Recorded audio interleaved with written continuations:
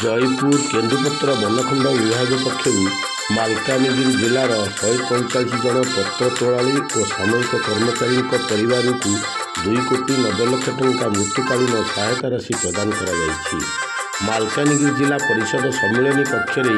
Jaipur केन्दुपत्र DFO Uma Mahesh अध्यक्षतार अनुष्ठित मृत्युकालीन सहायता राशि प्रदान उत्सव में मुख्य अतिथि भाव मालकानगिरी विधायक नरसिंह माड़कानी, सम्मानित अतिथि भाव जिला परिषद अध्यक्षा सोमारी टांगुल,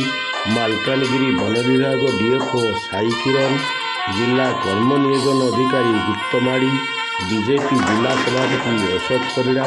समाजसेवी दुर्योधन पात्र जोर आदिवासी अध्युषित अंचल प्रकृतिर अवदान केन्दुपत्र होती जंगल सबुज हीरा यहाँ संग्रह और बिक्री कर अनेक गरीब लोक आर्थिक सफलता होगा स्वावलम्बी हो पार्टी केन्दुली रेंजर बेताल जरा मंच परिचालना करे मालकानगिरी केन्दुली रेंज अफिसर रजनीकांत षडंगी धन्यवाद अर्पण करते।